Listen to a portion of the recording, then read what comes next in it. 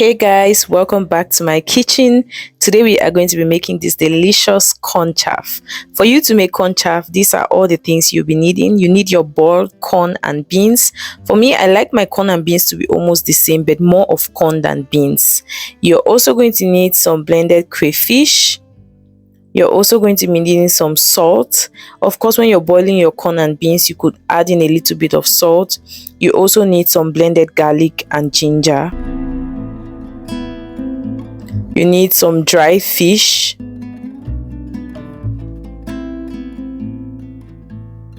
You need some blended green spices. I blend the stems and the leaves of my green spices. You also need some white pepper, some bush pepper, and some country onions. Sometimes I make my corn chaff without country onions, but the first time I tried using country onions, I really liked it, and so I decided to keep doing it. You also need some seasoning cubes. I am using Maggi crevette.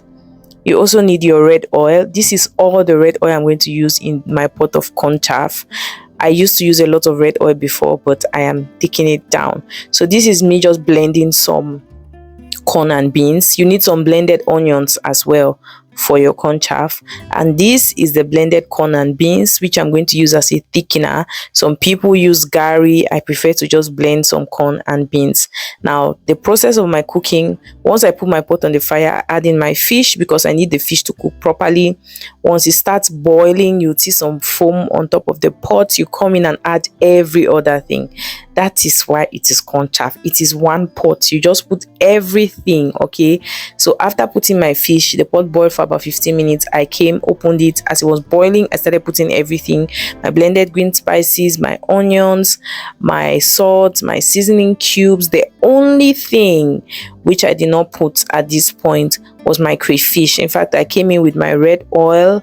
As you can see, I'm learning not to use a lot of red oil. I used to be an over consumer of oil in general, so I put in just this quantity of oil, and it turned out really good. I used to like my food when I'm cooking with red oil. I used to like it like a lot. Let the food be yellowish, and I don't know if it's reddish or yellowish. So I've just come in with my mix of my blended corn and beans. Generally, when you make corn chaff, the first day is always a little bit watery, but I like mine thick, so I always go in with some blended corn and beans paste, okay, instead of using gari or any other thing that people generally use.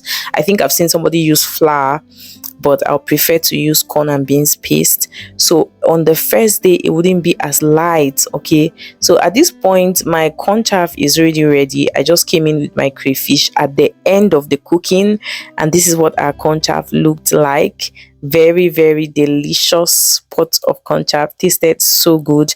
Try out this recipe. Tell me how it turns out for you. If you are not subscribed to this channel, please do well to subscribe. And we'll see you guys on the next video. Bye.